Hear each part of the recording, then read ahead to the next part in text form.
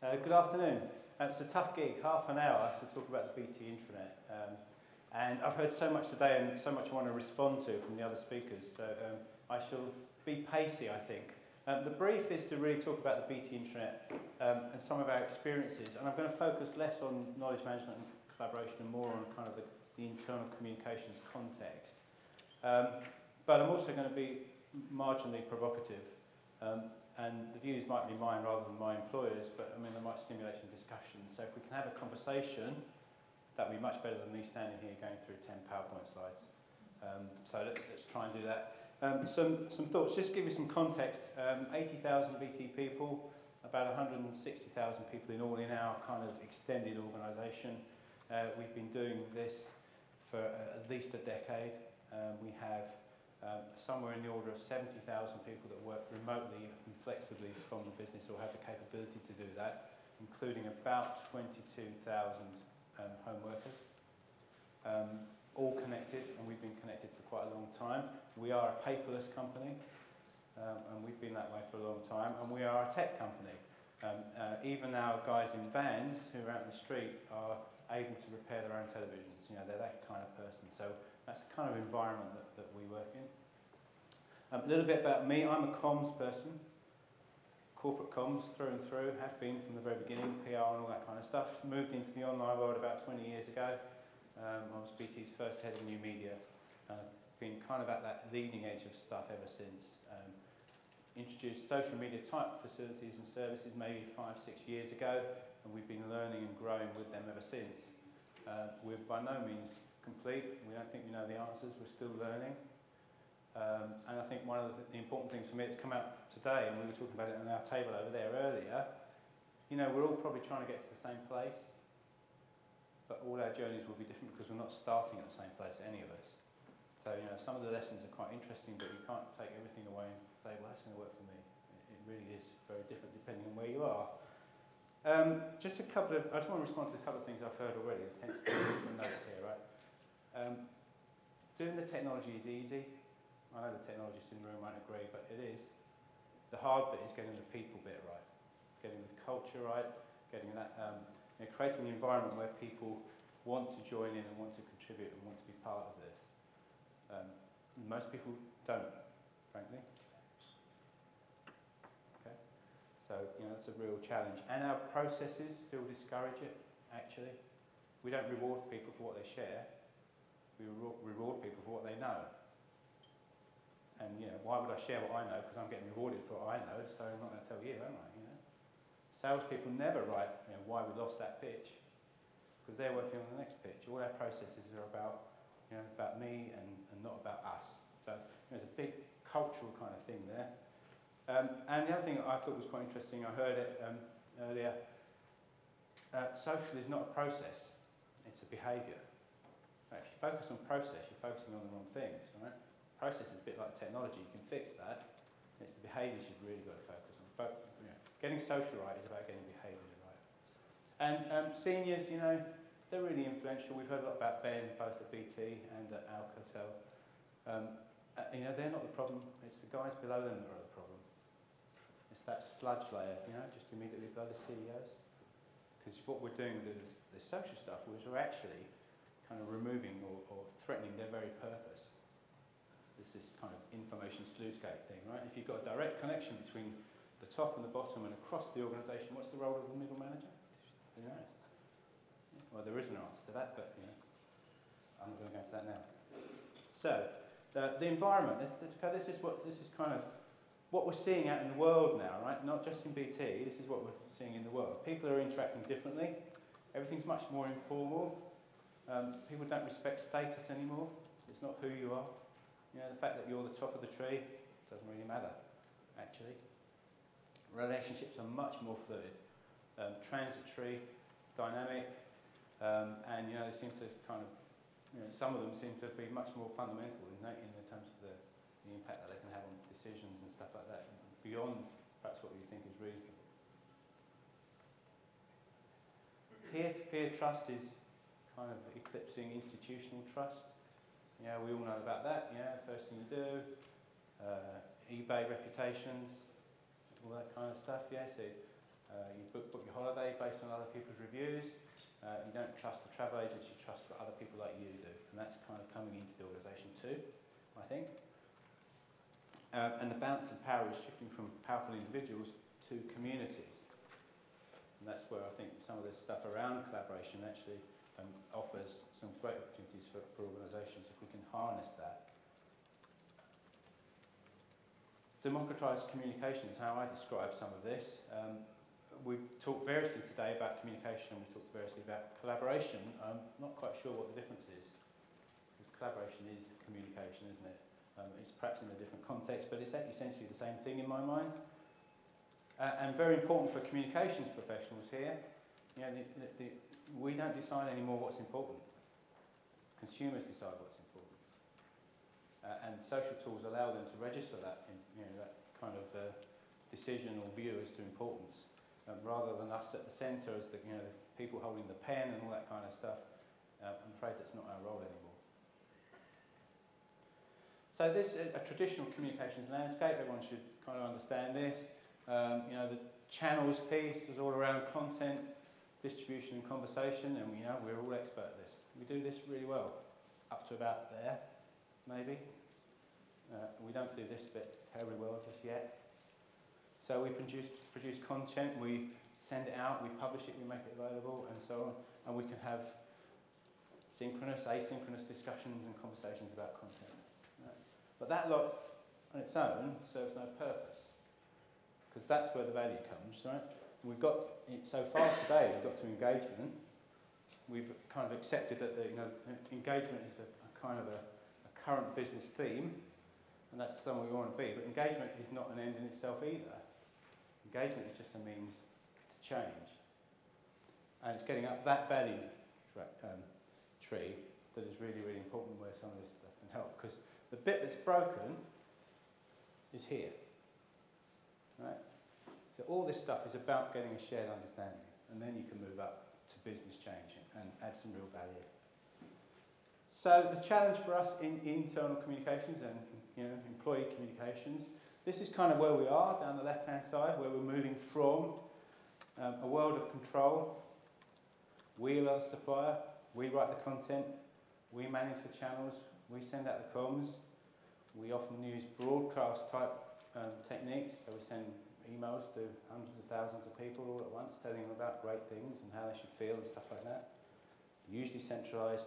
And our intranets have delivered on a promise, which is around kind of simplifying a lot of that stuff, but it's still very much a push channel, static, very neutral. So it's an ordered, controlled world.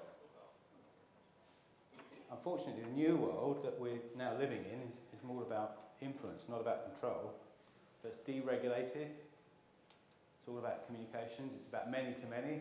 So we used to pride ourselves in comms as, we had the radio towers. We controlled the radio towers. Now everyone's got a radio tower. It's many to many, right?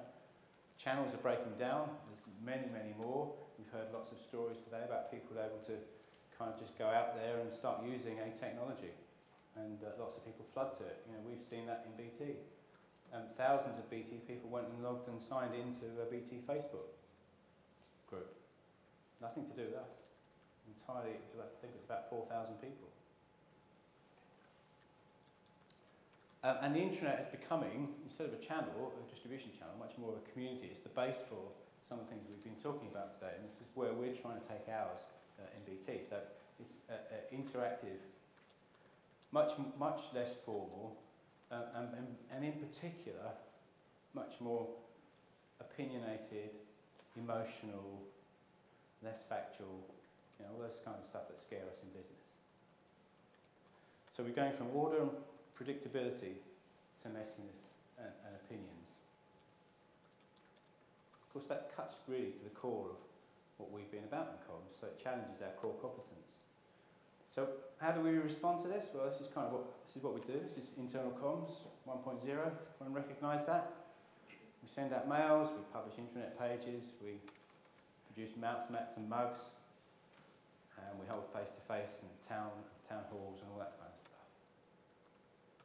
Usual reaction, okay, we're going to have to go to internal comms 2.0 and Let's go. So do all that, of course, and we'll have a blog. And we think, job done. That's it, isn't it? Right? No, it's not, and obviously it's not. And I'm going to come on to, after I talk about the context in BT, some of the things we're doing, I'll talk about why I think that's all wrong, and what the challenges are for us working in internal communications, and what perhaps it might mean. Now, I realise this is not a terribly friendly slide, and I'm humiliated by the people who are using fancy graphics today. I'm determined. I made a note to go away and look up Prezi, is it? Are you using? Yeah. My next presentation will be on Prezi, but for now, this tells my story, right? This is BT, and in half an hour, I don't have time to show you loads and loads of screenshots, but if anyone's interested in that, I'm going to be here for an hour or so after we've finished, having a drink, hopefully. I'm very happy to talk to you then, but I don't have time to put them all up on the screen. But this is our landscape. It's first thing you notice is we don't have a big platform. We don't have a single platform in which we're doing all this stuff. These things have grown up over a period of years. We've grown with them and we're using them in different ways. So some are more mature than others, some are quite new, some have been around a long time. And plugging them all together has been quite important to us. I heard that earlier, I can't remember which speaker it was. I think it was the last guy actually. It's not about buying a big platform in my mind. It's about how you use these individual tools together. So I'll start from the top. Blogging is pretty straightforward. We've had blog platform for a long time. Anybody can blog, and they do. And they do it in quite interesting ways. They don't blog in quite the way you'd expect. It's not like blogs outside necessarily. Some of them are, a lot of them are. We expose the top 3 blogs, the latest blogs on our company homepage, and they tick over alongside kind of the formal news. So there's some interesting juxtaposition sometimes, top blog versus top news stories, so corporate stuff versus what people are saying. And just an example, one of the important lessons I learned very early on is we look at the internet and we say, oh, this is how blogs work, so it would be good if we could do that on the intranet. Well, actually, it doesn't quite work like that. So an important lesson for us was put the stuff out there and see what people do with it. Don't tell them what to do with it, just see what they do with it and let it grow. So what we found, people using Blog Central and knowing that the top blog, or the most recent blog post would appear on the homepage, there was something to use it as a kind of a reward and recognition. So they put people's names in the title of the blog, knowing that they would appear on the homepage. Joe Blogs did a great job on this customer, yeah, and come on the homepage. A subtle way of kind of using it slightly differently. So blogging, we've got loads and loads, hundreds of people blog, changing the whole time. And then we've been through the same pain as you guys, Yammer, all that kind of stuff. We now use a product called Office Talk, which I think is a Microsoft, I don't think it's been released yet. I think we're in a beta trial with it. It's very similar to Yammer, but it runs on the Exchange platform. So it's inside, fixes those kind of security concerns. Very interested, we're very interested in that. I've got some screenshots, I think, if there's time, just to show you how we've been using that and how people started to use it. Very popular amongst a niche, not widely used yet. Watching that with interest because I'm not quite sure what we need to do to kind of generate some more use of Office Talk.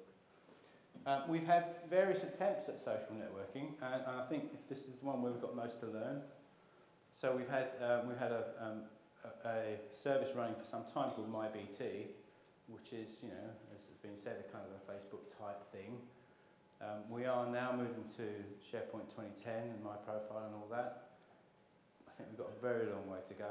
Don't understand quite how the organisation can use it. People don't seem to want to contribute to that, where they'll contribute to lots of other things, but they won't contribute to that.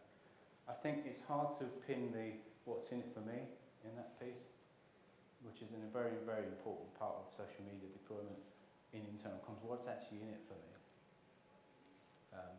And if you look at the way you use these things in your personal lives, you can persist with the ones which do provide you with personal benefit. I think the same applies inside the organisation. There might be an organisational benefit, but if there's no personal benefit, people won't use it. So, but we are persisting because we do think there's some value in there, and we've done forums and all that kind of stuff. Podcasting, a bit of an old technology this one, but I still think the kind of the move from old-fashioned podcasting into the YouTube video sharing space is really, really important. So we have a product which we've called Dare to Share, which is, you know, just like YouTube. Very low barrier to entry, anybody can publish a video, and we've spent quite a lot of seed corn sort of time and money with people like engineers, getting them to film how they fixed the broadband router, how they wired up the, you know, the fibre optic cable and all that kind of stuff, and posting up there. To, you know, that kind of learning, that kind of shared learning. And we think that's very powerful, so we're putting a lot of investment into that. We are lucky, because we are a telco, that, you know, we have good, strong networks, so our people can access video. They have the devices, and they have the connectivity to be able to watch it. That might not be the same for all of you guys. Very close to home for communications people is news. And we have, you know, we have had an online news site for a long time in BT, since the very beginning of our intranet. And it's grown progressively. We describe it now as kind of the whole feature as News 2.0. That was in time, right? Oh, cool. And it's sprinkled with social, completely littered, sprinkled with social features. So you can comment on anything. And they do. We launched a new company homepage on Thursday night, Friday morning, and there's been hundreds of comments about it. Quite vociferous. You know, quite angry, some of them. You know, the company homepage is an immensely personal thing, it seems. It transpires. You know, everybody, absolutely, how dare you change our company homepage? And we allow that, that's fine, because we engage in conversation. So my team, the editorial guys, they're involved in those conversations. So the story's published, someone will say, I hate it, I love it, whatever, and we have a conversation about it there. We launched at 2 AM on Friday morning. As the close of play on Friday, I think there were 160 comments just on that one story. The switchover, we switched from pre-moderation to post-moderation. So in this area, which was very high profile on the company homepage, we've moved away from pre-moderation. So there's a button on every comment which says report this post, but other than that, you know, nobody touches it. And you can do all the other stuff that we've seen throughout the day. You know, people are publishing their own photos, they're putting up births, deaths and marriages, they're putting up they're starting conversations about subjects of their choice, let alone our choice, and so on. And all of it exposed very prominently on the company homepage. We have lots and lots and lots of collaboration activity on our intranet. We're moving to SharePoint 2010, so we're clearly using things like team sites and all that kind of stuff. But we have a history product. We have a wiki product that we use, which we badged as BT Collaborate. At last look, there was over 500,000 pages of content there, all used by project teams, in exactly the way that others have described today. And we also have something we call BTpedia. No guessing for kind of the inspiration for that. We made it look like Wikipedia. But it's another example, we didn't actually say to the organisation what it was for. We just put this thing in place about 5 years ago, put it out there and said, look, we've just put this out there, you can put anything you like in it, and anybody can edit it. And we just wanted to see what would happen. At last count, I think it's something close to 4,000 pages of content, which is quite a lot of content for a pan-BT collaborative site. And it's all sorts of stuff from really useful things like acronyms, through to all the help and assistance and instructions on how to connect your own device to the network and all that kind of stuff. That's where it all happens. So that's kind of the landscape. Some of it's quite well connected. Some of it is still a bit out, kind of almost an independent state. So the Office Talk stuff it's still in beta, so we're not really quite sure how we're going to connect that through to the other things. But news and BTpedia and blogs, they're all well integrated and connected in terms of content, but they're not one application, there are lots of different tools. So our blog platform is WordPress. BTpedia, I think, runs a media wiki. There's kind of different tools. Very, very important, and we talked about this in our group, I think there is no anonymous posting in BT. Our view is you can say whatever you like, but you need to be responsible and you need to be accountable for what you say. That's only fair, right? You know, we want you to, we'll treat you like an adult, so behave like an adult. It's kind of the rule. We do sometimes, if we have a particularly controversial subject here, so let's say it's something about discrimination or bullying or something like that, we will remove a person's name from a post if they ask it to be taken off. But we still know who it was. We know, but we don't publish it, right? But the principle, that's quite rare. The principle is your name goes with your post, wherever that is, be it in Office Talk, BTpedia, anywhere. So no anonymous posting. So just two kind of slides really, just some practical stuff, I guess, is what I want to go through here. For me, it's not about why you shouldn't do it. Everybody tells you why you shouldn't do it, why you can't do it, why it's too risky. Generally, that middle layer of sludge as well, they're the ones that tell you why you can't do it. But you should really focus on the value, not the risk. And in particular, your users. If you want to get some traction, focus on what your users are going to get out of it, not what the business is going to get out of it. The business benefit will come from the user benefit, okay?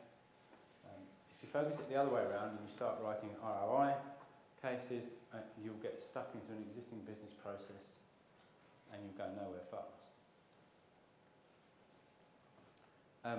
I'll offer two comments on ROI, but I've mentioned this to a couple of people already. Firstly, nobody cares much about ROI if the I bit is really small. Right? So if it doesn't cost much money, nobody really actually cares too much. And this space does lend itself, to try stuff. Get stuff out there, try it, learn quickly. If it's not going to work, then shut it down quickly. But you don't have to build huge, great big industrial scale applications and so on to make things work. And the second thing is, it's hard to write an ROI for something where you don't know what the end result actually is. If you're on a journey, you don't know what your destination necessarily. You might go in a certain direction, but you've got to be prepared to kind of change depending on the way the business uses this stuff. And it's very hard to write an ROI type business case in that kind of context. There's a lot of stuff to think about: taxonomies, rating, tagging. Do you want to do all that? How are you going to manage it, and so on. But it's all about focusing on the value, the reasons why it will work, not the reasons why it won't work. The whole thing hangs together. So social media isn't something over there. It's part of the way that the business should work, right? So, and I absolutely, it's been said already, make your business social. Don't try and do it the other way around. Build the social elements into your business processes. Don't do it the other way around. Very clear about policies and behaviours. Set the norms. We were really lucky. Ben's been mentioned lots of times. He set the kind of the tone at the very beginning. You've got to be absolutely upfront with people about what to expect. When we've had all these conversations before, right? I mean, you might still be arguing in your business, but you allow people to access the internet. There was a while when companies wouldn't let people access the internet from their work PCs because they'd waste time. Then you let them access the internet, and a few went and looked at porn and all that kind of stuff, so you sacked them. The same happens here. Right? There was a while when people wouldn't allow people to use Facebook and things like that, and then you do, and a few abuse it, so you sack them or whatever, you discipline. It's about being very clear about what the expectation is. It's about having that laid down and explicit so people do understand the boundaries, because it's about trust. Right? So we expect you to contribute. We want you to trust us, to treat you like an adult, and in turn we trust you to behave like an adult. Don't underestimate the ability of these guys to shut you down, because they will, particularly the security people. Gosh, the forces of darkness, they won't want to know. But it's not, if you do it the way we've done it, it's evolution, it's not revolution. It's not a huge change, it's trying stuff and learning as we go. We'll all learn and grow together. I've talked about that, I think, and I've talked about that. You know, you can try stuff, and if you've got an organisation that allows you to do that, right? So you put it out there, not as a finished piece, but as an experiment, a trial. We're going to try some stuff, see what happens. We'll learn from it, and we'll develop it, and we'll change it, and we'll implement it differently. And you can do that quickly. This technology, this kind of space allows you to do it quickly, allows you to do it cheaply. And I think I've talked about that. Be realistic. It's not, you know, it's not the internet. People use these things differently. A few people have mentioned Generation Y. Generation Y, they're going to change everything, aren't they? When they come into the workplace, everything's going to change. Sorry, I don't. Who said don't use email? Don't agree with you. Right? These kids, they will use email because you mustn't underestimate the power of the culture of an organisation. Right? Businesses run on email. I should be retired before email. Oh, I'm older than I look actually, but I should still be retired before email disappears from an organisation. Don't underestimate the power of an organisation's culture to grind down people that come into the business. Yeah? And if you've got enthusiastic folks, particularly if they're senior, they're your champions. Harness them. Okay, and finally, I think, the role of communicators in the social world. Well, you know, arguably, you don't have a role. Because you were custodians of the radio tower, and everybody's got a radio tower, so we don't need you anymore. We're all anonymous anyway, nobody knows who we are. If I go into the cafe at BT headquarters and walk around, you know, I don't know, 200 people having meetings and coffee, and say, can you give me the name of the group internal communications director? They won't know.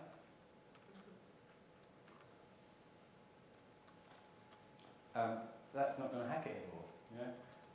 Conversations, one of the fundamental principles of a realistic conversation is authenticity. You've got to have your own personality out there. You can't be an anonymous person ghostwriting other people's comms. So what is that role going forward? Well, I think it's some of these things. It's about understanding the big picture, understanding the trends and the issues, so being much more of a business person than a comms person. That challenges our competence in some cases. Being the eyes and ears of the organisation, understanding what the hot issues are, having your ear to the ground, picking up the trends, but more than that, getting in there as a person, not as an anonymous ghostwriter, but as a real person with a personality, and intervening, joining conversations, having discussions. It's about coaching and mentoring those seniors, the grown-ups, about how to do it properly. I've seen communities destroyed by an inappropriate intervention by a senior manager. I don't know what you're doing here, talking about this stuff. You should be working. Killed it immediately, absolutely immediately. That guy needed coaching on how to interact in the community. And building up your own personal reputation. Reputation and influence comes from being part of the conversation, not part of the establishment. Providing content and recognising that the majority of future content is going to be provided by the many, not by us in corporate communications. We used to say content is king. Now we say conversation is king. So, I've got 3 or 4 minutes. You said you've got time for a couple of questions. Well, I'm going to show you just a couple of things first. Oh, no, I'm not. Obviously, I'm not. No, go ahead. If you've got a couple of things you'd like to show. If I can, yeah. If there's one here.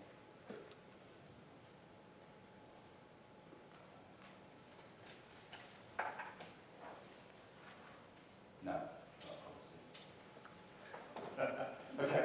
Does anybody have any questions? We've got time for a couple of quick questions. Everybody's been questioned out, yes? Did I understand correctly that the news 2.0 is so that anybody can put up some news? Yes. Yeah, there are 2 dimensions. So that we have in the group internal communications department, we have a team of journalists that write news stories and do the corporate propaganda stuff. Right? and in the same area, anybody can write their own story and publish it. What tool are you using for that? We've just relaunched, as part of the relaunch, it's hosted on SharePoint 2010 as a CMS. Prior to Thursday last week, it was our own internal development we developed about 12, 13 years ago. It's now SharePoint. Your own developed tool and a new tool. Sorry, say that again? What's the difference between your own developed tool and the new tool you're going to be using? Not a huge difference other than the modernisation and the fact that we are a Microsoft house. We have an enterprise agreement with Microsoft, so we are deploying SharePoint 2010 for all sorts of reasons, doc management, not least collaboration and so on. And it's our strategic content management system going forward. And this relaunch was not only a kind of visual and a creative change, but it was also a re-platforming. So that's the reason we moved to SharePoint. So there's nothing particularly wrong with the other platform except that it was legacy and quite old and investment was difficult. So. Yes. I had two questions. First, you said that you would use WordPress for blogs. Would you kill that and use SharePoint instead? Probably, yes. Yeah. Am I open and honest? I think we've got some work to do with SharePoint yet. I don't think it's quite hacking it in some areas. It seems to do lots of things, but none of them particularly well. And the second one is, how do you, or users, personalize the content so they see what they feel they want to see? Because I'm not interested in anyone's blog or anyone's... Yeah, okay. I should have mentioned that. Actually, I knew I did say RSS. Everything on the internet is RSS enabled. Everything. So in your My BT and increasingly your My Profile on RSS engine, feed reader or something like that, and you can configure your RSS into your news in any way that you want. And we're about to introduce a portlet on the homepage, on the new homepage, which is an RSS reader as well, so you can have it there as well. So yeah, a whole lot, everything is available on RSS, right from BTpedia, everything around that circle, you can consume as RSS in any way that you choose. That's how you do it. We don't have that many people do that actually, interestingly. There was for quite a while, a lot of people did it, but they seem to have waned, and that might be because they've lost interest, or it might just be that we've got it right and they don't need to do it that way. Don't need to look at that anymore. And just about the email thing, probably I said it, but I'm totally with you. I think it will stay with us for a long time, and new employees coming in, they come to us really strong. So I was being provocative, but I don't think you are experienced it. I agree with it, but it is potential to not have the conversations in the email, because that's how we're doing it today. Because that's waste of time and resources. Yeah, and we do see a big deal move away from lengthy, particularly shorter conversations, moving away from the email space into instant messenger or these kind of more synchronous technologies. But I've heard it. I can't remember the name of the company, but I've read the story about the company's going to stop email next year. Atos Origin. Yeah, I'm glad I'm not working there. They announced that by email as well. Yeah. Seriously. For 2014. Great. If you have further questions for Ross, I think we'll be around later on over drink during the network session. I mean, to summarise very briefly, I think what you're saying is just do it, but do it in a considered way. So try things, set expectations, monitor, kill off the things that don't work, and grow and invest in the things that are successful. If you start and try and describe all at the beginning, try and write business cases and specify huge, great big technology strategies, you're missing the point. You can do this stuff quickly, easy, and learn, and then you get it right. For anybody that's considering their strategy, then that is absolutely a valid strategy. And BT have been doing all of these things for a long time, mainly with Ross's direction. So take heart. Anyway, thank you, Ross.